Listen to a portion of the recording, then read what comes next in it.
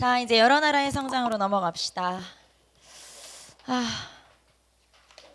오늘 첫 주인데 벌써 진도가 느려서 맨날 이래.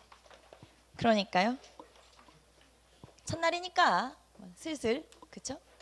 둘째 주부터 이제 열심히 빡세게 하면 되죠 뭐. 자, 여러 나라의 성장 봅시다. 52페이지 철기 시대 여러 나라. 자, 아까 철기 시대에는 철기를 사용하면서 철제 무기를 사용하면서 정복 전쟁이 활발해져요. 정복 전쟁이 활발해지면 국가가 많이 생긴다고 했죠. 그러다 보니까 철기 시대 여러 나라들이 이제 등장을 하게 되더라. 자, 그래서 초기 국가가 성립을 하게 되는데 일단 이 초기 국가를 좀 보기 전에 이 얘기를 먼저 합시다. 국가 발전 단계라고 하는 게 있어요. 그래서 국가라고 하는 게 이제 어떻게 성립이 되냐?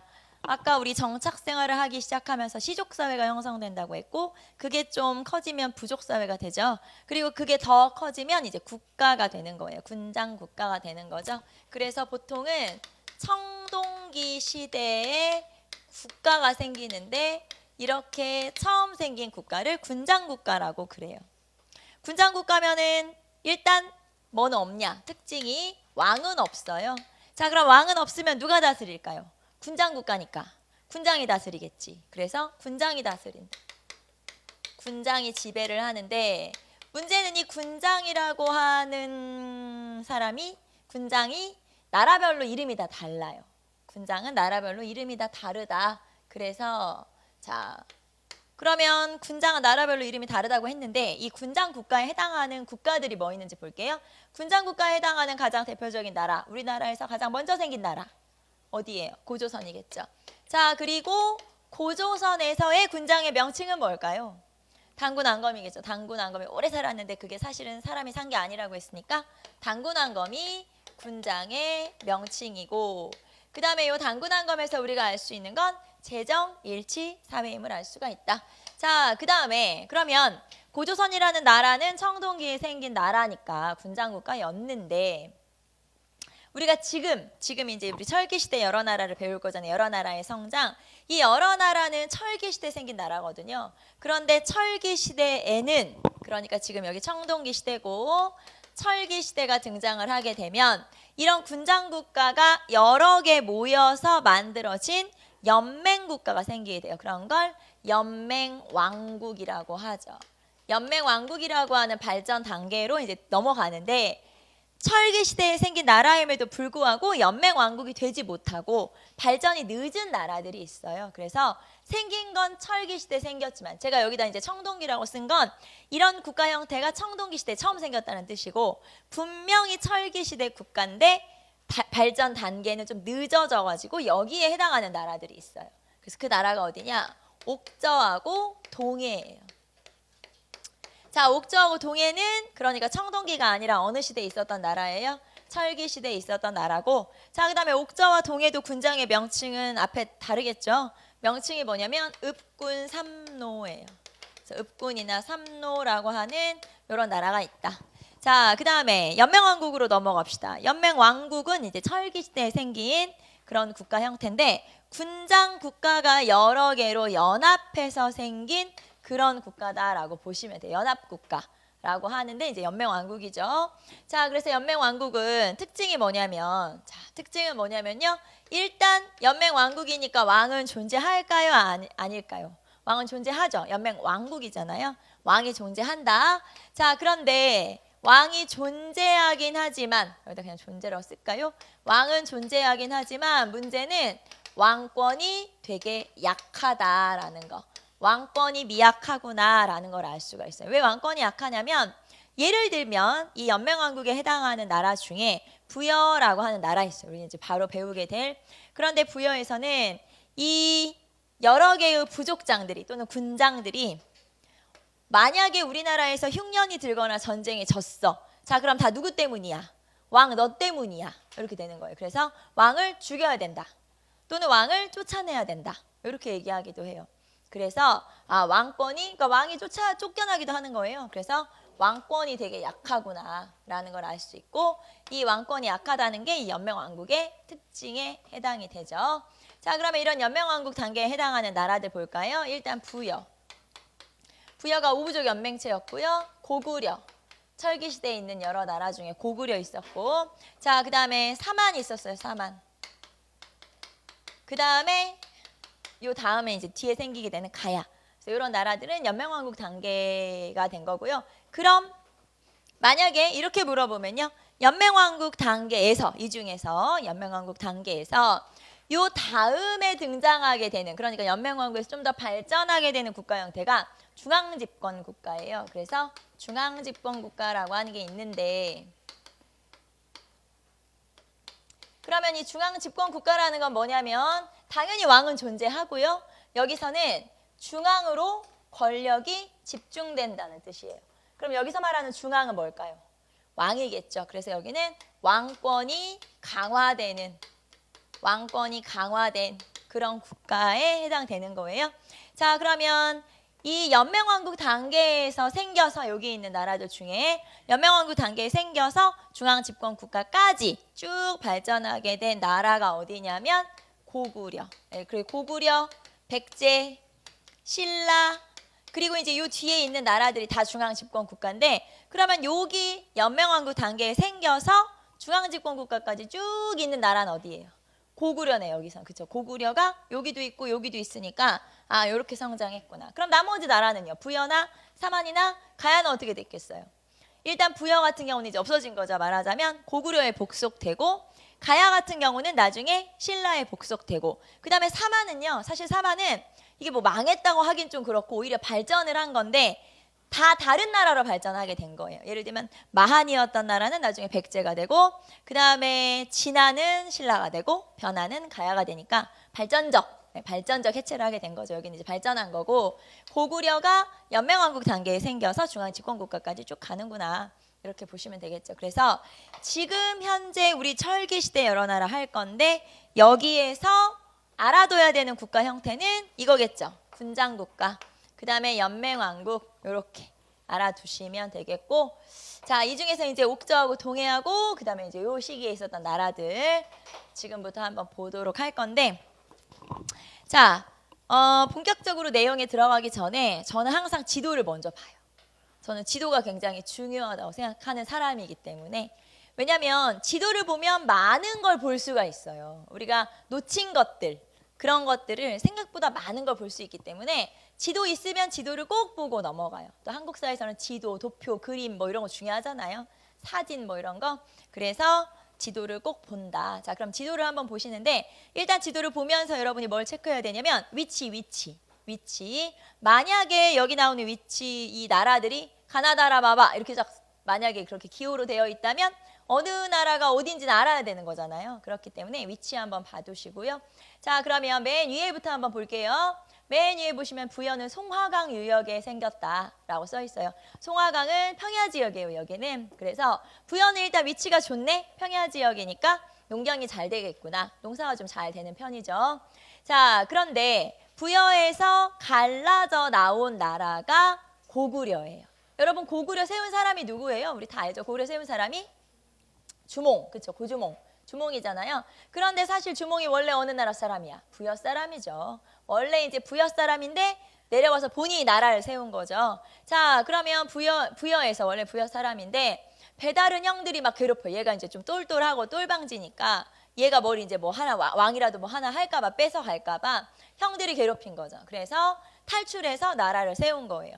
그러면은 도망 나와서 나라를 세웠기 때문에 막 여기 막 넓은데 좋은 데다가 나라를 세울 수가 없었어요. 나라 어디다 세웠어요? 산 속에.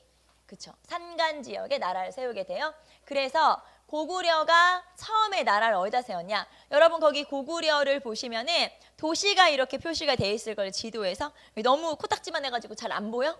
거기 보시면은 지도가 나와 있죠? 처음에 수도는 졸본이에요. 거기 지도에 졸본이라고 되어 있죠? 졸본이 첫 번째 수도예요. 근데 여기는 또 너무 좁아. 또 너무 또 좀 안 좋다? 그래서 2대 왕인 유리왕 때 조금 넓은 지역으로 조금 옮겨가요. 자, 그럼 두 번째 수도는 어디일까요? 국내성이에요. 그래서 첫 번째 수도는 어디? 졸본. 두 번째 수도는 어디? 국내성.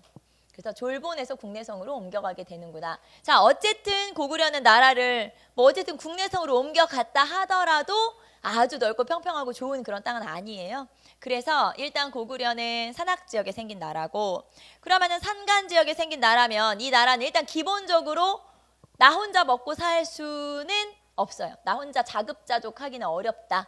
그러면은 나 혼자 못 먹고 사니까 이제 방법은 뭐? 쳐들어가서 뺏어와야 되겠죠. 그래서 주로 중국 지역을 많이 쳐들어가요. 또 제 주변 지역을 많이 쳐들어가죠. 그래서 고구려에서 이제 특징적인 내용 중에 하나가 약탈 경제예요. 쳐들어가야 돼. 뺏을 수밖에 없어.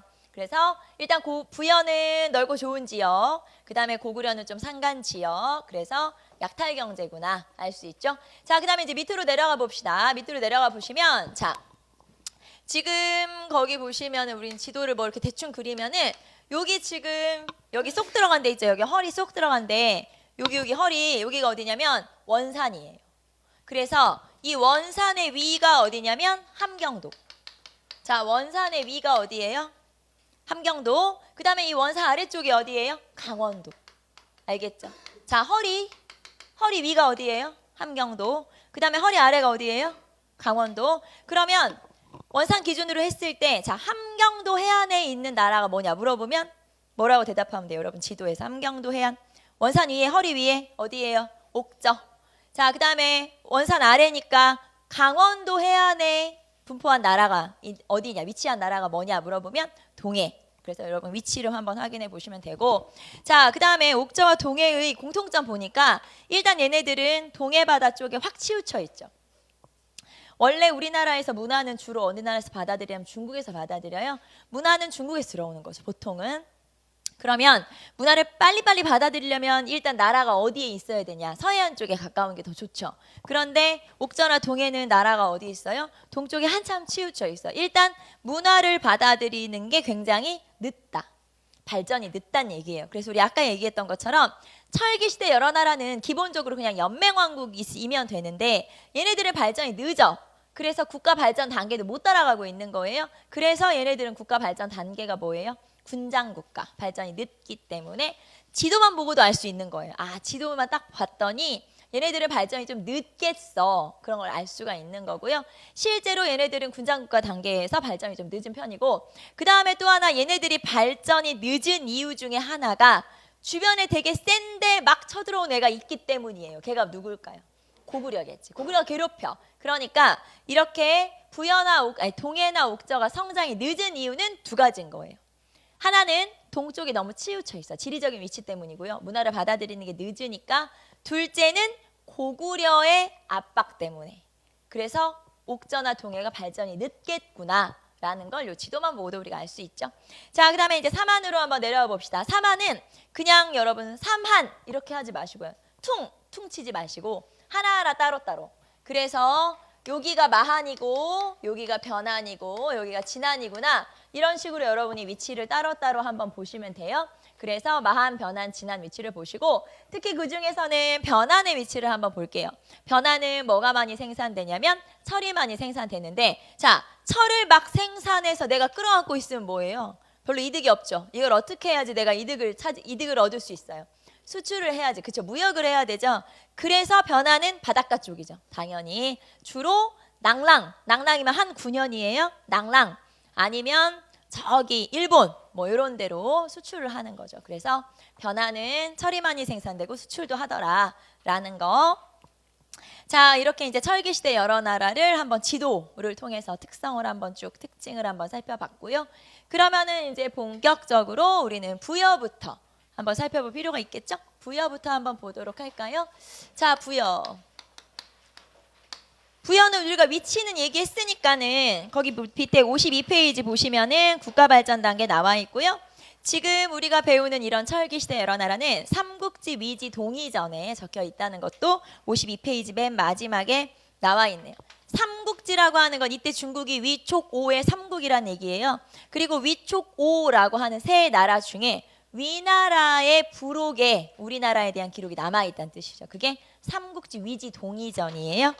자, 그러면 이제 우리는 부여부터 한번 보도록 할까요? 자, 부여 봅시다. 부여는 아까 송화강 유역 농사 잘 돼. 먹고 살만해. 이게 이제 부여의 특징이고요. 자, 그다음에 한반도에서 가장 먼저 고조선 다음에 가장 먼저 세워진 나라다라고 나와 있고, 그다음에 발전과 쇠퇴 한번 보세요.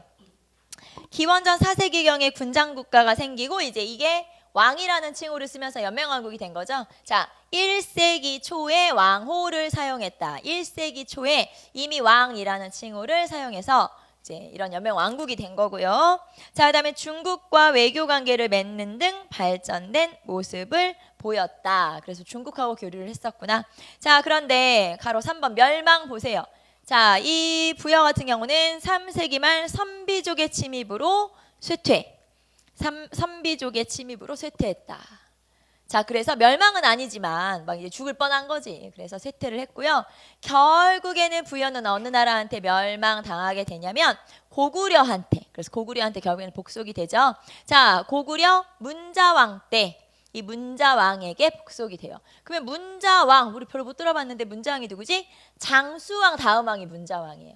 장수왕이 5세기죠. 이 문자왕이 5세기 말. 그러면은 이 문자왕 같은 경우는 이제 뒤에 나오겠지만, 문자왕 같은 경우는 자기 앞에가 광개토대왕, 그 앞에가 장수왕, 그리고 본인이 또 영토를 넓힌 거예요. 그러니까 영토 제일 많이 넓힌 사람들 2명 뒤에 있었던 거죠. 말하자면 앞에 영토를 쫙 넓혀놨고 내가 거기다 플러스한 거예요.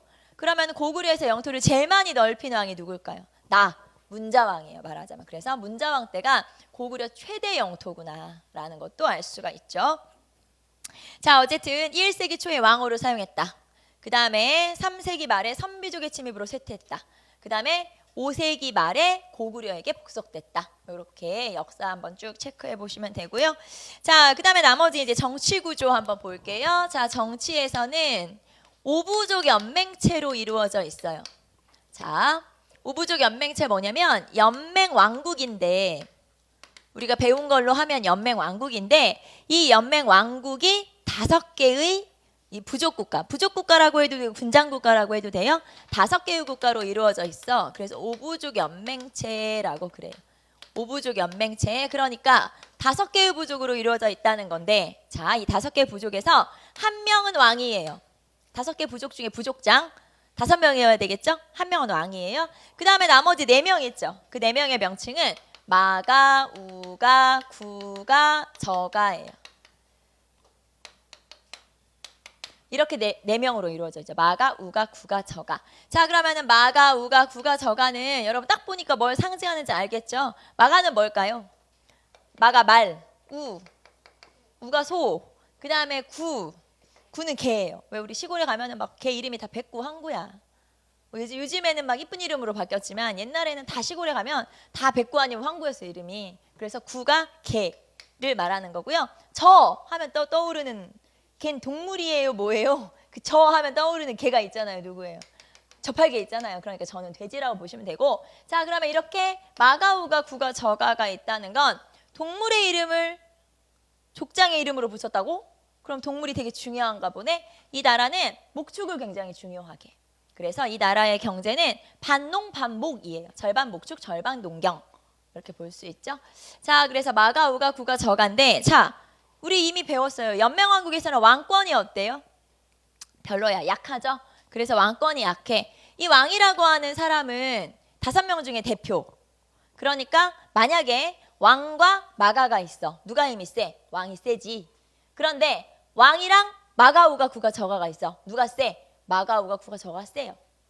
왕권이 약하다는 얘기죠. 그래서 왜 만약에 이 연맹왕국 부여에서 전쟁에 졌어.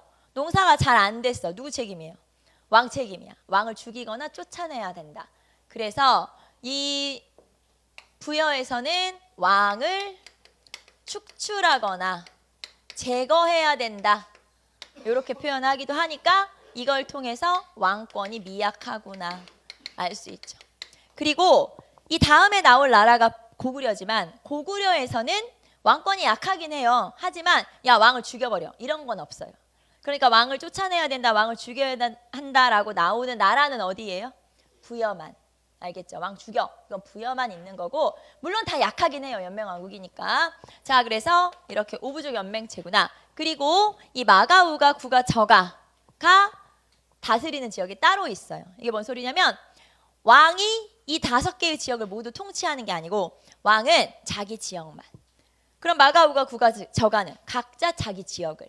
그래서 이렇게 마가우가 구가 저가가 다스리는 지역을 사출도라고 그래요.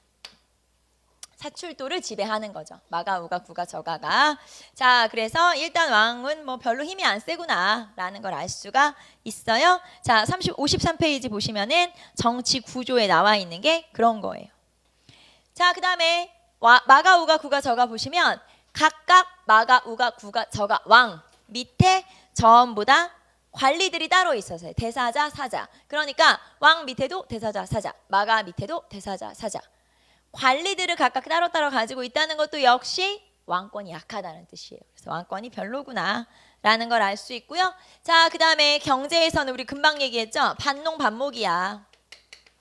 자, 그리고 특산물이 있어요. 특산물을 좀 체크해 두시면 되겠죠.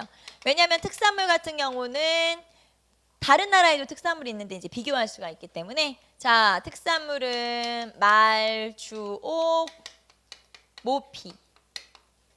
말, 주, 옥, 모피 이런 게 이제 특산물에 해당되죠. 한번 보시고 그 다음에 사회로 넘어갑시다. 사회. 자, 지배층으로는 왕족과 제가.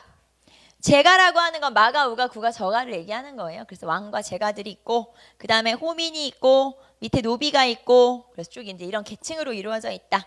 요건 한번 읽어보시고 자, 그리고 법률과 풍속. 자, 이 철기시대 여러 나라는 시험에 제일 많이 나오는 게 풍속이에요. 풍속.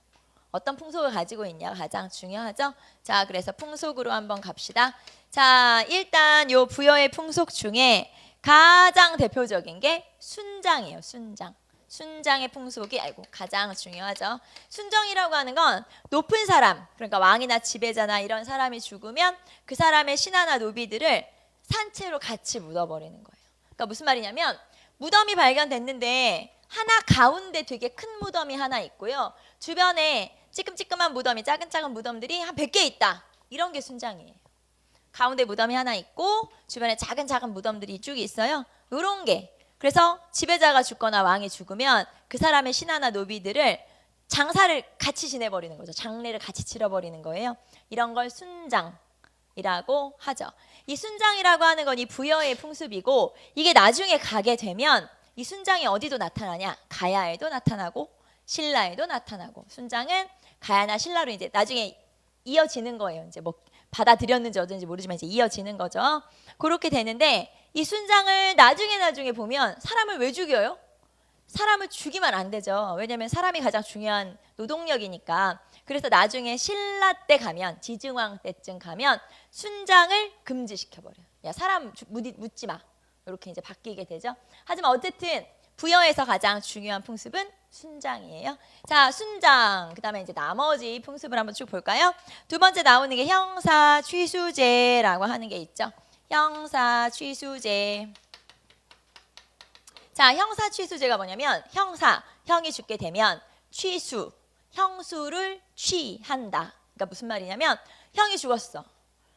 그러면은 만약에 형수가 다른 남자한테 재혼을 하네. 그러면은 형수가 재혼을 하게 되면 형의 재산, 그 다음에 조카들, 형의 자식들까지 다 데리고 가버릴 거 아니에요. 다른 남자 집으로. 그러면은 재산도 뺏기지, 노동력도 뺏기지. 그러니까 결국에는 그런 재산이나 노동력을 내가 다 이제 우리 집안에서 다 그대로 차지하기 위해서는 내가 그 형수랑 결혼을 해야 되는 거예요. 그래서 시동생이 형수랑 결혼해서 책임지는 거.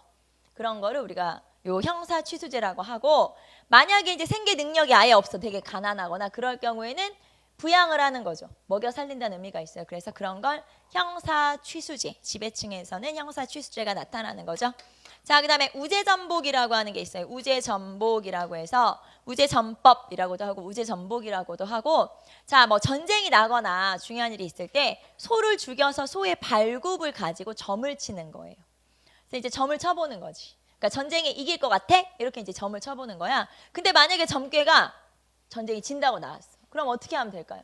소를 또 죽여, 점을 또 쳐. 좋은 점괘 나올 때까지. 그렇게 치면 되는 거예요. 그래서 전쟁하면 점을 쳐야 돼. 소를 죽여가지고. 그게 이제 우제전복이라고 하는 거죠. 자, 그 다음에 법으로는 사조목이라고 하는 법이 있었어요. 사조목. 그러니까 법이라는 게 이제 법이 4개 있다는 얘기죠. 그래서 사조목의 법이 있었고 이 사조목의 법 중에 좀 대표적인 게 뭐냐면 일책 12법이 있었어요. 사조목의 법 중에 대표적인 게 일책 12법. 자, 일책 한 가지 잘못을 하면 12배로 배상한다. 그런 뜻이에요. 일책 12법. 자, 그래서 여러분 거기 책을 보시면은 일책 12법 나와 있고 이게 이제 부여의 사조목이고요. 요거는 8조법이랑 되게 비슷해요. 8조법이랑. 그래서 한번 봅시다. 거기는. 자, 살인자는 사형에 처하고 가족은 노비로 삼는다. 자, 살인자는 사형에 처하고 자, 사람을 죽이면 죽인다. 비슷하네? 네, 비슷해요. 그리고 가족은 노비로 삼는다. 자, 여러분 한번 떠올려 보세요. 고조선의 8조법에서는 어떤 경우에 노비가 되죠? 어떤 경우에 노비가 되더라? 뭐 남의 물건을 훔치면 그러면 노비가 되죠. 근데 여기는 어떤 경우에? 내가 살인자의 가족이면 노비가 돼요. 자, 이렇게 가족이 잘못했는데 나 처벌받았어. 뭐라 그러죠? 이런 걸? 연좌. 연좌의 규정이 있다는 걸 알 수가 있어요. 거기 보시면 노동력을 중시하고 그 다음에 연좌가 적용되었다. 라는 거 알 수 있고 자, 그 다음에 도둑질을 하면 12배나 물어줘야 돼요. 그래서 이런 걸 일책 12법이라고 하고 사유재산이 되게 중요한가 보네. 12배나 물어주는 거 보니까 그래서 일책 12법이라고 하죠. 자, 그 다음에 간음한 자는 사형에 처한다. 거기 보시면 간음죄 처벌 뭐 사형제도 보시고 자, 그 다음에 이런 것도 있어요. 질투가 심한 부인은 죽인다. 질투가 심한 부인은 죽이고 그 시체를 남산에 버린다. 근데 만약에 친정집에서 그 시체를 수습하려고 하면 뭔가로 갚아야 되는 거예요. 거기 보시면은 말이나 소를 바쳐야 된다. 자, 그러면 질투한 부인인데 막 죽여. 그럼 이건 아무래도 이제 여자보다는 남성 중심 사회임을 알 수가 있죠. 가부장적 사회고 자, 부인이 한 명이야. 근데 질투를 왜 하겠어? 부인이 여러 명이란 얘기예요. 일부 다처제의 풍습이구나 라는 것도 알 수가 있죠. 그래서 이게 사조목인 거예요. 법은 4개. 라는 거고요. 자, 그 다음에 하나 더. 제천행사가 있어요. 제천행사라는 건 하늘의 제사를 지내는구나. 자, 이렇게 하늘의 제사를 지내는 제천행사가 부여 영고예요. 영고. 자, 그런데 이 영고의 특징은 12월에 영고를 지낸다는 거. 제사를 지낸다는 거. 자, 그러면 여러분 보통 제천행사라는 건 하늘의 제사를 지내는데 농사가 잘 돼서 감사 땡큐 이러면서 지내는 게 제천행사예요. 그러면은 보통은 제천 행사가 지금 우리나라로 하면은 약간 추석 비스무리하겠죠. 그러면 추석은 보통 몇 월이에요? 보통 이제 9월 말 10월 이 정도 되겠죠. 보통 제천 행사는 거의 추수감사의 의미를 담고 있고 10월이에요. 10월. 그런데 얘네는 몇 월이에요? 12월이야. 한겨울에 12월에 제천 행사를 지내요. 그러면 얘네들은 왜 이렇게 추울 때 제천 행사를 지내? 이 제천 행사는 수렵 사회의 전통이 남아 있는 거예요. 수렵사회의 전통이 남아있다. 이게 무슨 말이냐면 이 사람들은 목축을 중요하게 생각하잖아요. 그럼 그 전에는 뭘 했냐면 수렵, 사냥을 했다는 얘기예요. 그러니까 농사를 지었어. 그리고 나서 이제 한 10월에 농사를 마쳤죠. 그리고 나서 이제부터 이제 뭘 본격적으로 또 하는 거야. 사냥을 막 하는 거예요. 그래서 그것까지 싹 끝내면 제천 행사가 되는 거예요. 그렇기 때문에 이 사람들이 이게 수렵사회의 어떤 그런 게 남아있어서 사냥도 열심히 하는구나 라는 걸 알 수 있는 게 영고가 12월이라는 거예요. 자, 그래서 얘만 부여만 제천 행사가 12월이에요. 자, 그럼 나머지는 다 추수감사의 의미를 담고 있으니까 다 나머지 나라들은 뭐 안 봐도 다 몇 월일까요? 10월이에요. 나머지는 다 10월. 얘네만 12월. 얘네는 수렵사회니까 그래서 이런 풍속을 가지고 있는 게 바로 부여. 그래서 부여에 대한 기록은요. 이 삼국지 위지 동의전에 정말 자세하게 막 적혀 있어요. 부여는 나랑 절친이지 그러면서 막 부여에 대해서 적은 거예요. 근데 이제 두 번째 적은 나라가 고구려야. 고구려는 약탈 경제잖아. 맨날 쳐들어. 기분 나빠. 적다가 에잇 그러면서 적다 말아버렸어. 그래서 기록이 많지는 않아요. 고구려 같은 경우는. 자, 그러면 고구려로 갑시다.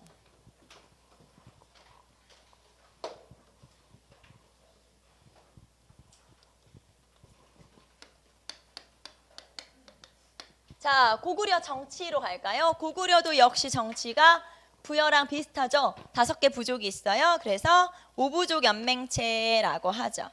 자, 5부족 연맹체 55페이지 보시면은 거기 55페이지에 부여의 역사적 의미가 나와 있는데 부여라고 하는 나라는 여러 나라의 시조예요. 그러니까 무슨 말이냐면 부여에서 갈라져 나온 나라가 뭐였었죠? 일단 여기에 고구려 있었고 나중에 또 고구려에서 갈라져 나온 나라가 어디예요? 백제 있고요. 백제. 그리고 옥저도 부여족이에요. 다 그 민족이 그 민족인 거지. 그래서 이 부여라고 하는 나라는 어떻게 보면 우리의 나라의 여러 나라들의 뿌리. 그게 부여고 부여는 또 되게 오랫동안 있었던 나라예요. 거의 한 800~900년 정도 이렇게 있었던 나라이기 때문에 거의 뭐 조상이죠, 조상. 그래서 그게 바로 역사적 의미라는 거예요. 한번 읽어보시면 되고.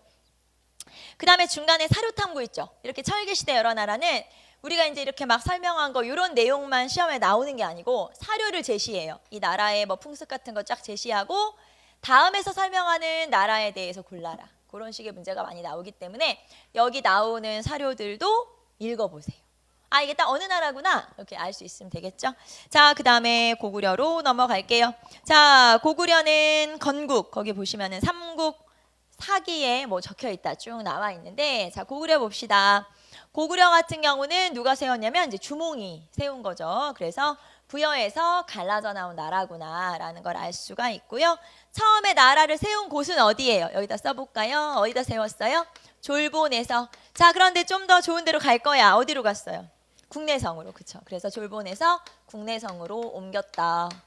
자, 졸본에서 국내성으로. 그래서 초기 고구려의 수도가 어디냐? 이렇게 물어보면 졸본이겠지. 고구려의 초기 수도 졸본이겠죠. 그렇게 볼 수 있고. 자, 그 다음에 이제 발전으로 한번 넘어가 볼까요? 거기 보시면 국내성으로 옮겼다는 거. 그 다음에 활발한 정복 활동 나와 있고, 옥저를 또 정복하게 되죠. 옥저 동해 막 다 정복하고 나중에 부여도 정복하고 막 얘네들 하여튼 무서운 애들이에요. 자, 그래서 부전고원을 넘어서 옥저를 정복하기도 한다. 그리고 건국 설화가 나와 있죠. 이 고조선에, 아니 고조선이 아니라 고구려의 건국 설화를 최초로 적고 있는 기록이 광개토대왕 릉비예요. 그래서 광개토대왕 릉비에 이 고구려의 건국 설화가 이렇게 나와 있죠. 한번 읽어보시고. 자, 그 다음에 이제 우리는 정치구조로 넘어갑시다. 자, 정치구조에서는 오부족 연맹체예요. 자, 오부족 연맹체라고 하는 건 일단 5개의 부족으로 이루어져 있고 하나는 왕이겠죠. 그 다음에 나머지 부족이 지금 거기 나와 있는, 자, 계루부, 전로부, 그 다음에 연노부, 그 다음에 소노부, 관노부. 자, 이렇게 5개의 부족으로 이루어져 있는데 이 중에서 계루부가 왕족이죠. 지금 제가 이렇게 써버렸네. 왕 빼고 여기가 이제 왕족인 거예요. 그 다음에 전로부가 다른 말로 하면은 연나부. 거기 지금 가로 안에 써 있겠죠? 연나부. 이거는 고구려에 대한 여러 기록에서 이렇게 다른 명칭을 쓰고 있기 때문에 연나부라고 하죠. 자, 그 다음에 연노부는 소노부. 소노부라고 해도 되고 연노부라고 해도 되고, 거기 보시면은 자, 명칭이 막 여러 개지죠. 거기 보시면 소노부가 연노부, 전로부가 연나부. 아, 발음이 복잡하네요. 자, 그 다음에 순노부, 관노부. 이렇게. 그래서 이름이 좀 얘랑 같은 거고 얘랑 같은 거다. 연노부랑 소노부랑 연나부랑 전로부랑 되게 복잡하네요. 그 다음에 순노부, 관노부는 별로 중요하지 않고. 자, 그래서 이런 식으로. 자, 그리고 나중에 이 전로부에서 이제 왕비가 등장을 하게 돼요. 그래서 전로부가 왕비족. 그 다음에 연노부가 전왕족. 그러니까 예전에는 어디서 주로 왕이 나왔어요? 여기서. 그러다가 왕이 바뀌었죠. 어디로? 계루부로 이렇게 바뀐 거예요. 그래서 이런 부족들이 좀 중요한 부족들이겠죠. 왕족, 왕비족, 전왕족. 나머지는 뭐 빼고. 그래서 이런 식으로 된다. 자, 그러면 지금 제가 5개의 부족을 쓴 건데, 그러면 이 부족의 부족장들을 뭐라고 부르냐? 우리 아까 부여에 마가우가 구가 저가처럼 뭐라고 하냐면, 일단 이런 사람들이 있고 여기에서 자, 5개의 부족의 부족장이니까 한 명은 무조건 왕이겠죠. 한 명 왕이고, 그럼 나머지는 뭐예요? 나머지는 대가 4명이라고 보시면 돼요. 또는 가라고 보시면 되죠. 그래서 이렇게 보기도 해요. 부여랑 고구려의 공통점 중에 부여의 부족장의 명칭이 뭐예요? 마가, 우가, 구가, 저가, 가. 쉽게 말하면 이름이 다르긴 하지만 결국에는 가들이에요. 가들이 이 사람의 여기 나라의 부족장이야. 그러면은 고구려의 부족장은 뭐예요? 가. 똑같아요. 대가. 그러니까 결국에는 고구려나 부여나 모두 부족장의 명칭은 뭐야? 가라고 볼 수 있죠. 자, 그 다음에 그러면 이제 이 대가가 물론 이렇게 봐도 돼요. 왕이 1명이고 대가가 4명 있어. 네, 그렇게 해도 맞긴 하지만 우리가 또 이런 부족들 있죠. 좀 대우를 해줘야 되는 부족들이 있잖아요. 예를 들면 전로부, 왕비족, 그 다음에 전왕족 이런 부족들은 조금 더 높여서 불러줄 필요가 있어요. 그래야 좋아해. 그래서 이런 부족의 부족장들은 조금 이름을 더 높임말을 써주는 거예요. 그런 대표적인 게 뭐냐면 고추가예요. 그러니까 좀 대우해줘야 되는 이런 부족의 부족장들은 대가긴 하지만 이 사람을 뭐라고 부르는 거예요? 고추가님 이렇게 부르는 거예요. 말하자면. 무슨 말인지 이해돼요? 대가 4명 중에 대우해줘야 되는 좀 좋은 부족의 부족장을 따로 뭐라고 불러? 고추가라고 불러주는 거예요. 그래서 대가 4명 그리고 그중에 또 어떤 사람은 고추가라고 불러주기도 한다. 그런 뜻이죠. 그래서 거기 보시면은 자 3번째 줄에 나와 있죠. 왕족인 계류부나 왕비족인 전로부의 부족장에게는 고추가에 대한 칭호를 준다. 네, 요렇게 부르기도 한다. 그래서 거기 여러분 책에 보시면은 자 대가 중에서 좀 높여 부르는 게 고추가고요. 또는 이 대가의 명칭을 상가, 대로, 패자 요렇게 부르기도 해요. 또 다른 명칭으로. 다 뭐예요? 다 대가야. 결국엔 싹 대가인데 명칭에 따라서 약간 어떤 상황에 따라서 이름이 좀 달라지기도 한다. 근데 이 중에서 좀 좋은 부족의 부족장은 고추가. 우린 요거는 좀 알아두시면 되겠죠. 아, 고추가라고 하는구나. 알아두시면 되겠죠. 자, 그 다음에 맨 밑에 이제 동그라미 2번 보시면 자, 그러면 대가들이 있어요. 요 대가 밑에 벼슬들도 있네. 그래서 맨 밑에 벼슬 뭐라고 썼냐면 자, 사자조의 선인이라는 벼슬이 있어요. 그러니까 이 사자조의 선인은 왕 밑에 사자조의 선인. 그 다음에 고추가 밑에 대가 밑에 사자조의 선인. 자, 각각 신하를 따로따로 데리고 있다는 건 왕권이 약하다. 그렇죠? 왕권이 약하다는 뜻이에요. 그래서 사자조의 선인이라고 하는 요런 벼슬들이 따로 있더라라는 거. 왕이나 대가 밑에 사자조의 선인이 또 따로 있죠. 자, 아까 고조선에서는 상대부 장군 박사 이런 벼슬이 있었고 고구려에서는 사자조의 선인 이렇게 벼슬의 이름이 좀 달라요. 어쨌든 왕 밑에 이렇게 벼슬들이 있었죠. 그 다음에 아까 부여는 대사자, 사자 이런 게 있었고 왕 밑에 신하들이 있었죠. 자, 그래서 이렇게 정치는 오부족 연맹체구나. 자, 그 다음에 이제 한번 넘겨볼까요? 고구려는 뭐 그렇게 많은 기록이 없다고 그랬죠. 쓰다 보니까 열받아서. 그래서 기록이 많진 않아요. 자, 고구려 기록하다가 열받은 이유가 맨날 쳐들어오기 때문이죠. 얘네들은 먹을 게 별로 없어요. 위치 자체가 쳐들어가야 한다. 약탈 경제. 자, 그러면은 얘네들은 약탈 경제를 하는데 약탈 경제를 하는 걸 뭘 보고 알 수 있지? 부경이라고 하는 창고가 있어요. 지배층의 집에는 집에 부경이라고 하는 창고가 있다. 이 창고는 뭐냐면 뺏어온 거를 여기다가 보관하는 거예요. 그래서 약탈 경제에서 부경이라는 창고가 있구나라는 걸 알 수가 있죠. 그게 이제 경제. 그리고 이 주변 나라들 막 괴롭힌다 그랬죠. 그래서 주변에 약한 나라들한테 야, 조공 바쳐. 그래가지고 그 조공을 바치는 나라들이 어디냐면 옥저, 동해. 이런 나라에서 소금이나 어물 같은 거를 이렇게 고구려한테 조공으로 바치게 되죠. 자, 그 다음에 사회 모습은 또 비슷하죠. 부여랑 비슷해요. 거기 보시면 왕, 제가, 호민, 그 다음에 뭐 하호 이런 식으로 이제 지배층이 이렇게 나눠진다는 거 계층이 한번 읽어보시고 자, 그 다음에 우리는 법률 갑시다. 법률로 갑시다. 풍속이라고 쓸게요. 풍속. 자, 풍속으로 갑시다. 풍속은 고구려는 부여에서 갈라져 나왔기 때문에 되게 비슷해요. 비슷한 게 되게 많은데 거기 보시면 일단 과목부터 법률부터 나오죠. 자, 법률은 고구려는 법이 굉장히 세요. 그래서 심지어 이런 얘기가 있어요. 고구려는 감옥이 없어. 왜냐하면 제가 회의에서 회의를 해. 다 죽여. 감옥이 있을 필요가 없죠. 그래서 엄격한 법을 가지고 있구나. 그게 이제 고구려구나라는 거 알 수 있고요.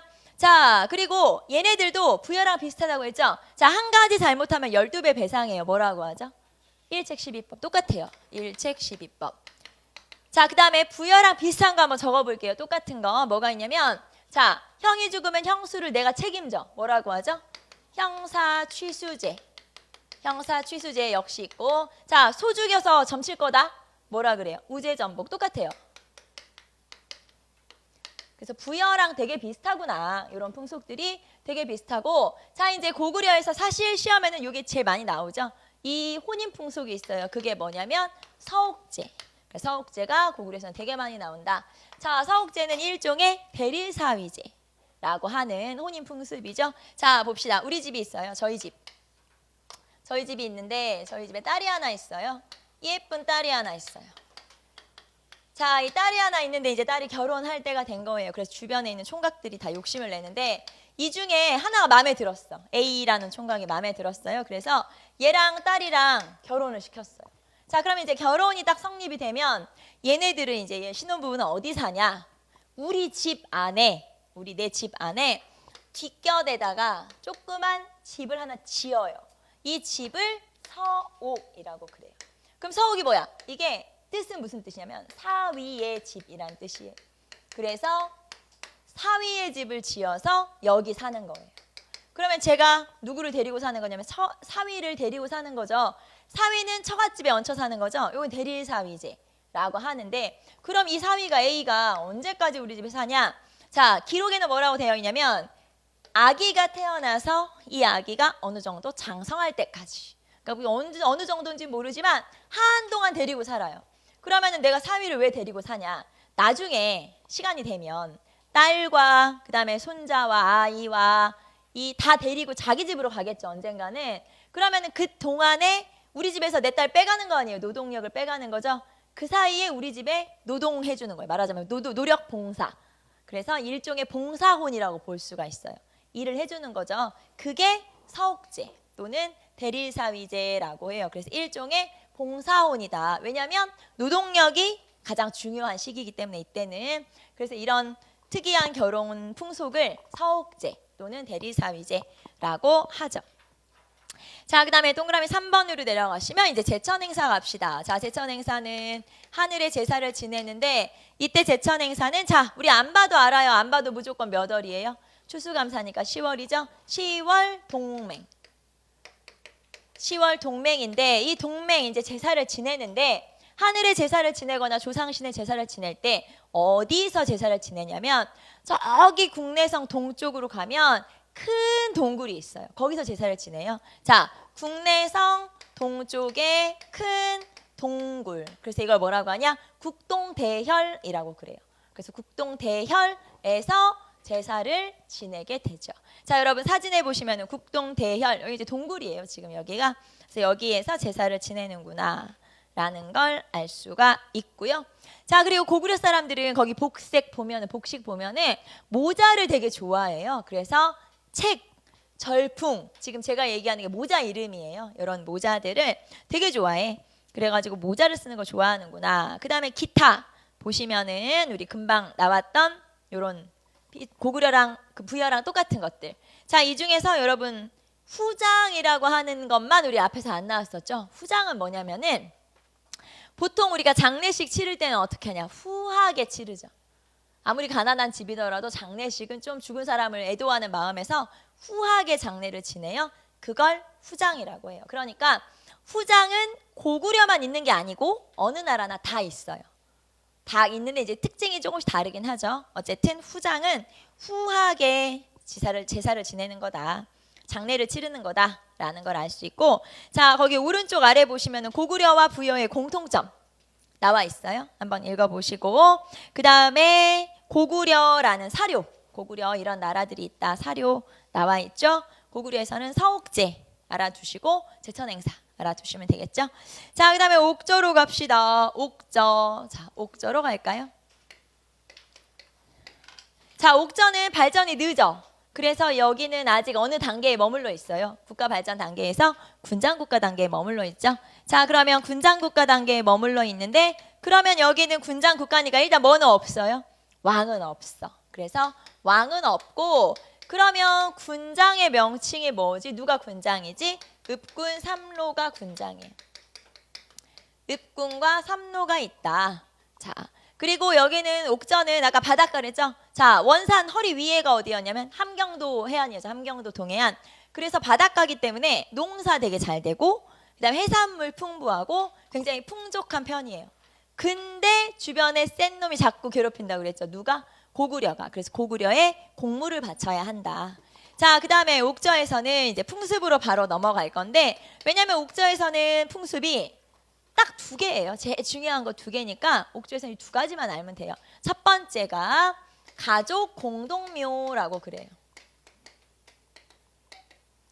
가족 공동묘는 골장제, 세골장, 두벌묻기 뭐 여러 가지 명칭으로 불리는 게 바로 가족 공동묘. 두 번째 혼인풍습으로는 자, 여기선 민며느리제가 있어요. 민며느리제, 예부제 뭐 이렇게 부르는데 요 두 가지가 이 옥조에서는 제일 중요하다. 자, 그러면은 일단 가족 공동묘부터 한번 볼까요? 자, 우리 집에 이렇게 있어요. 우리 집에 할아버지, 할머니, 엄마, 아빠, 나 이렇게 살고 있는데 할아버지가 돌아가셨어요. 그럼 할아버지가 돌아가시면 집 주변에다가 이렇게 가매장을 해요.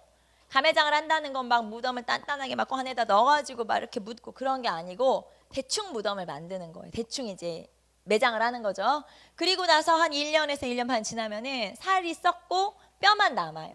그럼 뼈만 추려. 그래서 목, 곽, 나무로 만든 상자에 우리 할아버지 뼈를 이제 이렇게 넣는 거죠.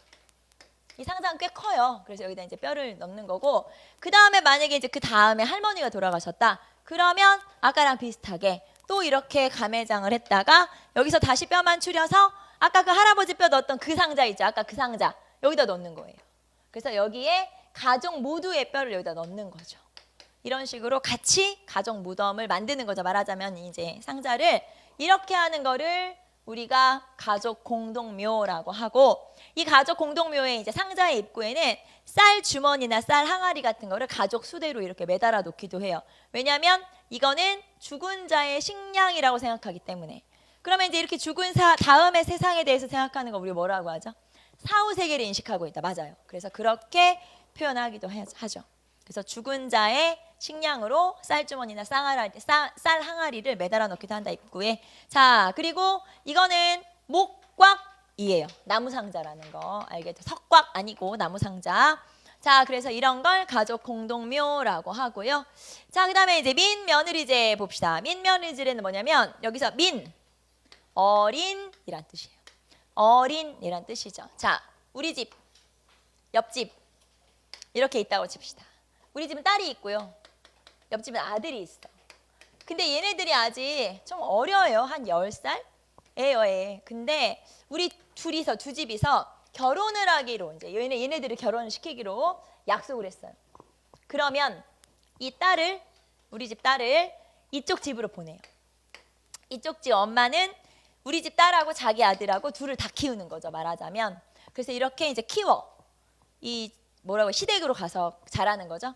자, 그리고 나서 결혼할 나이가 됐어요. 한 16, 18 되면 다시 우리 집으로 와요. 우리 집으로 오는 이유는 결혼 준비를 하기 위해서 오는 거예요. 그래서 결혼 준비를 하고 있을 때 요 아들 집에서 우리 집으로 돈을 보내요. 자, 그러면 이 돈이 왔어? 좀 괜찮아. 이 금액이 또 마음에 들어? 그러면 이제 결혼이 딱 성립이 되는 거죠. 그러면은 좋게 말하면 제가 이제 지참금을 받은 거고, 나쁘게 말하면 제가 돈을 받고 어떻게 한 거예요? 딸을 팔았어. 그쵸? 딸을 팔아버렸네. 자, 이게 일종의 매매혼인 거예요. 그래서 민며느리제는 일종의 매매혼에 해당한다 라는 걸 알 수가 있죠. 자, 그럼 이렇게 물어볼까요? 우리 앞에서 고구려의 결혼 풍습 중에 좀 특이한 거 뭐였어요? 고구려의 서옥제. 서옥제는 매매혼인가요? 아닌가요? 그런 말을 본 적이 없어? 매매혼이 아니에요. 그럼 그냥 노동혼이라고 했죠. 자, 이 고구려에서는 돈을 주면, 물론 이제 뭐 고기나 술 정도는 줄 수 있지만 뭐 재물을 막 준다. 그러면 딸을 팔았다고 손가락질을 받아요. 그렇기 때문에 고구려가 아니고 이렇게 매매혼에 해당하는 건 어디만? 옥저만. 그렇죠? 옥저의 민며느리제만 매매혼이다 라는 걸 알 수가 있죠. 자, 이게 이제 옥저의 가장 대표적인 풍습이에요. 그래서 58페이지 보시면은, 자, 고구려와 같은 부여족의 한 갈래였다. 비슷하다. 민며느리제와 골장제가 있다. 이런 게 이제 가장 대표적인 거고요.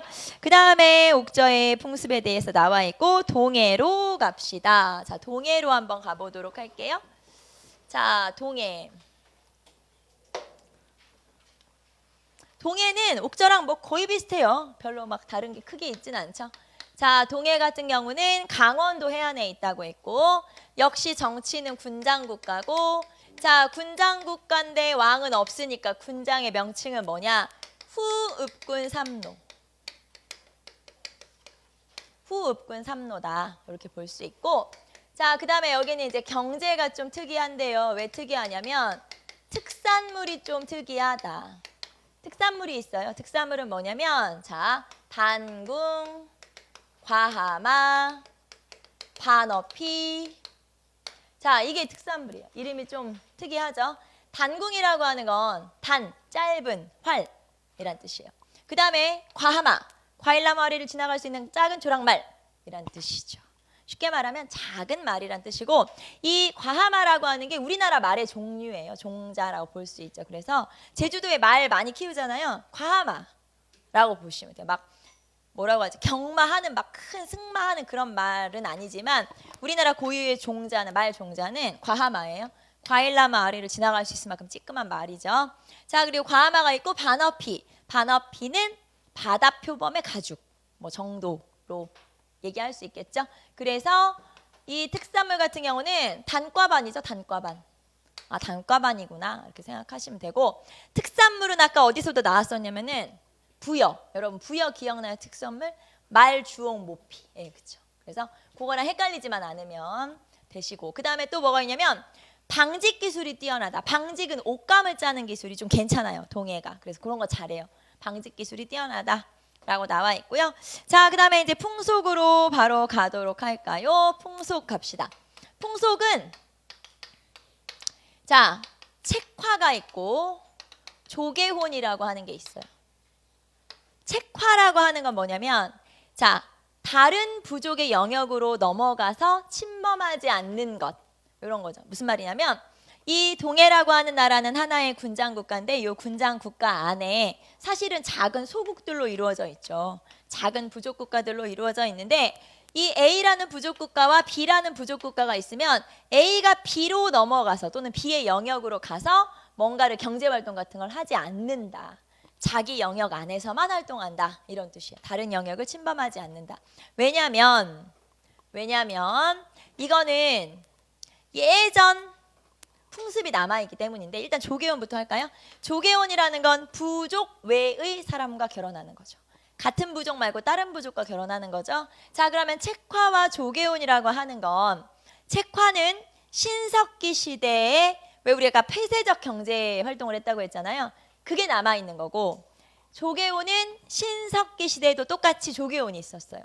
그러니까 이거는 모두 다 어느 시대 풍속을 아직도 가지고 있는 거예요? 신석기.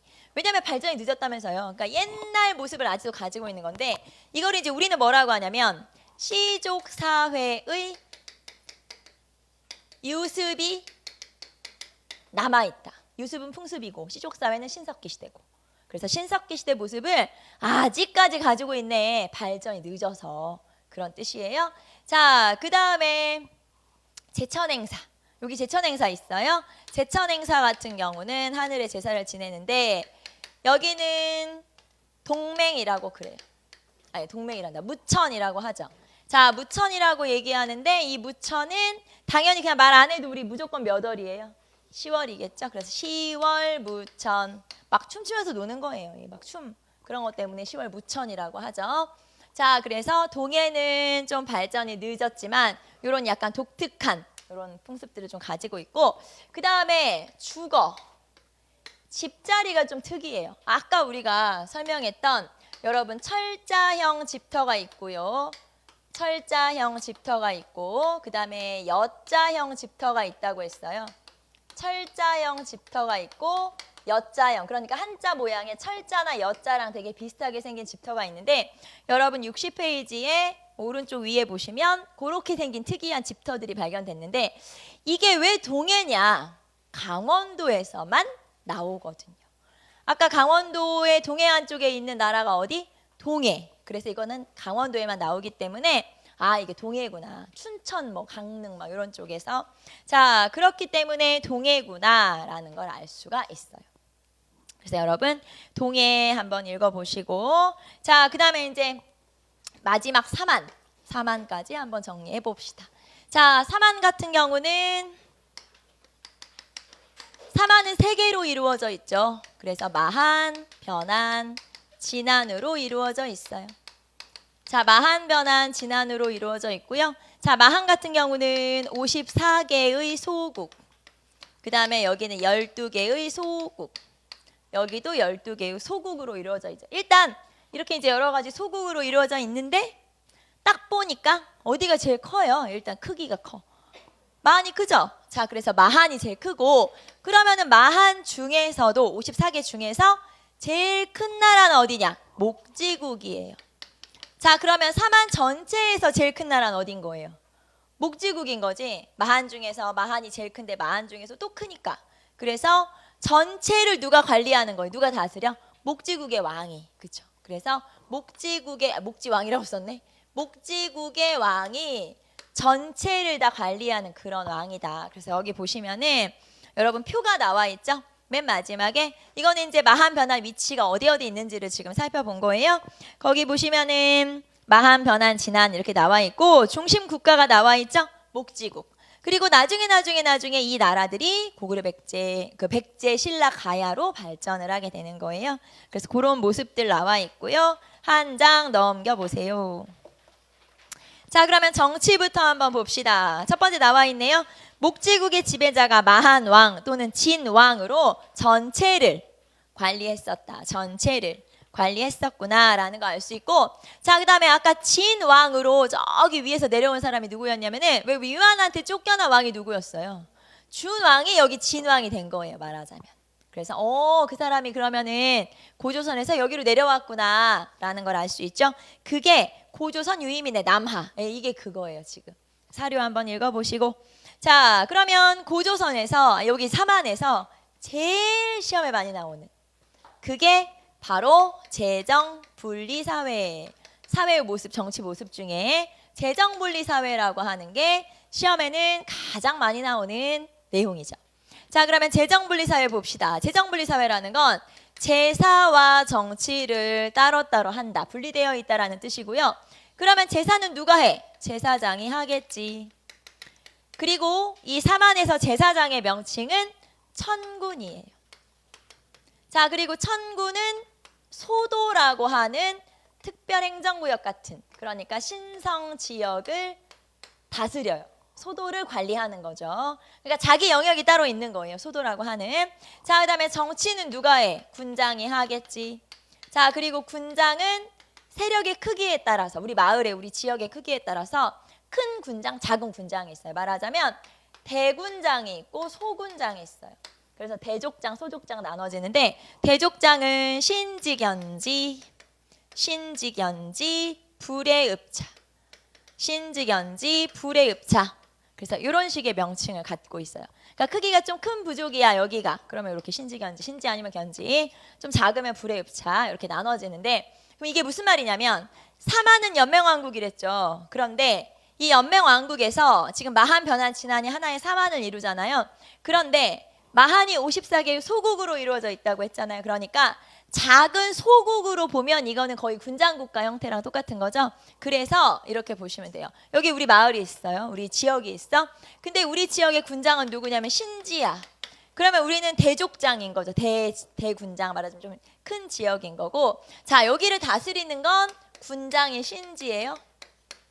그러면 우리 지역에 따로 요만큼 소도라고 하는 지역이 있어요. 그리고 소도를 관리하는 건 누구라고요? 소도를 다스리는 건 누구? 천군이란 얘기죠. 자, 그래서 좀 좋게 표현하면, 좀 이제 표현을 좀 이렇게 하면, 여기는 군장, 여기는 천군 제사장. 자, 이거를 표현을 좀 다르게 표현하면은 신지가 군장이잖아요. 천군은 무당이에요, 무당. 그래서 무당이 신에게 제사를 지내면서 귀신 들린 지역을 관리하는 거예요. 거기가 어디예요? 소도. 그렇기 때문에 이런 지역에서 평소 이런 지역에서 만약에 누가 범죄를 저지르고 쫓겨왔으니까 도망온 거죠. 도망왔어. 잡으러 올 수가 없어. 여기는 신과 관련된 지역이기 때문에. 그래서 아 여기가 소도구나라는 거. 그러면 이렇게 제사 따로 정시 따로 하고 있네요. 자, 뭘 알 수 있냐? 그러면 재정 분리 사회임을 알 수 있다. 그래서 3안에서 제일 중요한 거 그게 이거예요. 재정 분리 사회라고 하는 개념이 3안에서 시험에는 제일 많이 나온다. 알아두시면 되겠죠. 자, 그리고 소도. 저기가 소도야. 우리가 금방 알 수 있어요. 왜냐하면 소도라고 하는 거는 징표가 있거든요. 딱 멀리서 보면 알 수 있어. 어떻게 알 수 있냐면 여기 오른쪽에 보시면 솥대라고 하는 게 있어요. 솥대는 나무 같은 데 위에 새 조각 같은 거 이렇게 해가지고 올려놓는 거 있죠. 그래서 새가 하늘을 막 날아다니니까 신과 인간을 연결해 준다는 그런 의미가 있는 거예요. 그렇기 때문에 이렇게 새 조각이 되어 있는 솥대가 있어. 저기 꽂혀 있다. 그럼 거기는 소도인 거지. 그래서 소도의 표식이라고 보시면 되는 거예요. 자, 그래서 재정 분리 사회가 가장 중요하다. 자, 이거는 이제 제가 여러분한테 이해하기 쉽게 얘기한 거고 여러분 이제 책에 나오는 표현을 한번 볼게요. 거기 뭐라고 써 있냐면 천군 보세요. 천군에서 4번째 줄에 신구 문화의 충돌과 사회적 갈등을 완화시키는 역할이다. 소도를 여러분 시험에서는 이렇게 설명을 하는 거예요. 그럼 이런 설명만 있고도 아 이게 소도구나. 무슨 말인지 알겠죠? 그래서 신구 문화가 충돌하거나 뭐 갈등이 생기는 걸 좀 완화시키는 그런 역할을 하는 게 바로 요 소도구나라는 거, 재정 분리 사회구나. 자, 그다음에 경제로 갑시다. 자, 3안은 거의 다 남부지방이잖아요. 이렇게 딱. 그러면 여기에 넓은 땅이 많고 농경지가 많고 농사가 잘 돼. 그렇기 때문에 벼농사가 일찍부터 발전했구나라는 걸 알 수 있고 벼농사가 발전했고 그러다 보니까 또 농사를 지으려면 물이 필요하니까 저수지 이런 게 일찍부터 만들어져요. 보통 우리가 알고 있는 뭐 김제, 벽골제, 밀양, 수산제 뭐 이런 거 있잖아요. 그런 저수지들이 삼한 시대부터 이미 만들어졌던 거예요. 자, 거기 보시면은 제천, 의림지, 밀양, 수산제 이런 것들이 다 이게 삼한 시대부터 있었구나. 자, 그다음에 특히 이 세 나라 중에서 철이 많이 생산되는 나라 어디였어요? 변안, 그렇죠. 변안은 나중에 가야가 되는 거예요. 가야도 철이 많이 생산되거든요. 자, 그래서 변안에서는 철이 많이 생산되고 자, 낭랑, 외 등의 수출. 자, 어디 수출하는지도 체크 한번 해보시고 낭랑, 외 등의 수출하였다. 자, 그다음에 풍속은 뭐 제천 행사 제일 중요하죠. 여기는 농사가 너무너무 잘 되기 때문에 제천 행사를 2번 해요. 자, 한 번은 씨 뿌리고 잘 되게 해주세요. 지금으로 따지면은 뭐 단오쯤 되는 개념이겠죠. 5월제라고 하고 자, 그 다음에 추수감사는 해야 되겠죠. 10월제. 그래서 5월제, 10월제 이렇게 제천 행사가 2번 있다. 자, 보세요. 5월의 수린날. 제가 지금 5월제라고 했죠. 수린날이라고 해도 되고 5월제라고 해도 되고 상관없어요. 자, 그 다음에 10월 계절제. 자, 이거 그냥 10월제라고 다른 책에 나오기도 해요. 그러니까 5월제, 10월제 해도 되고 수린날, 계절제 이렇게 해도 되고 자, 그 다음에 문신과 편두 그 다음에 둘에 한번 읽어보시고 문신과 편두는 말 그대로 문신 우리 이렇게 몸에다 뭐 새기잖아요. 문신 그런 것들이 이제 여기서도 있었다는 거고 편두는 여기서는 어떤 사람이 멋진 사람이냐 요즘에는 왜 우리 얼굴이 조그만해야 그래야 잘생긴 얼굴이잖아요. 이때는 납작해야 돼. 꽉 눌려. 얼굴이 커. 막 이래야 잘생긴 얼굴이야. 그렇기 때문에 아기를 이렇게 왜 아기 머리가 이렇게 말랑말랑 하잖아요. 그러니까 그렇게 눕혀서 키우는 거예요. 설마 아기 머리 이렇게 그런 게 아니고 이 키우다 보면 이제 이 머리가 굳으니까 이렇게 납작하게 키우는 게 이때는 멋있는 거다. 거기 편두라고 하는 게 그런 거예요. 자, 그 다음에 두레는 농촌 공동체, 노동 공동체니까 농사를 많이 짓기 때문에 이렇게 두레 같은 것들도 이때부터 생겼구나 알 수 있고요. 주거지라고 나와 있죠. 주거지는 여러분이 반움집 그리고 귀틀집은 초가지붕의 전신이라고 했고 그래서 이런 것들이 이 이제 삼안의 그런 주거 시설인데 이거는 여러분이 사진으로 봐두시는 게 좋아요. 오른쪽 보시면 사진에 나와 있죠. 반움집은 말 그대로 땅 파고 들어간 거야. 움집이거든요. 절반 움집이지. 그래서 반움집 한번 보시고 자, 여기서 여러분 체크해야 될 건 반움집이 마한, 변한, 진안 중에 어느 나라예요? 마한이네. 그래서 마한이구나.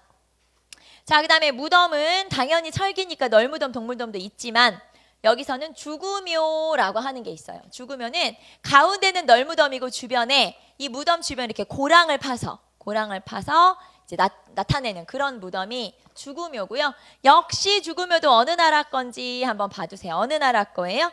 마한. 그래서 죽음요나 그다음에 이런 반음집이 나오면 다 어느 나라구나. 마한이구나. 이렇게 알아두시면 되겠죠. 자, 그다음에 사회 변동은 그거예요. 자, 마한이 나중에 어느 나라가 되나요? 그 자리에 백제가 되겠죠. 그다음에 아까 변한이 어느 나라가 되는 거예요?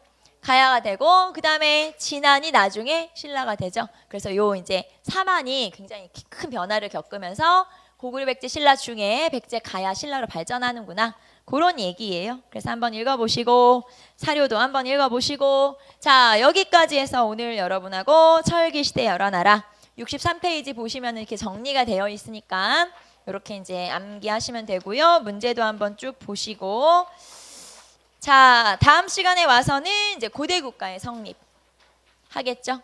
자, 다음 주에도 교재가 안 나올 확률이 높아요. 아까 우리가 부탁했던 것처럼 한국사는 반복, 복습, 암기.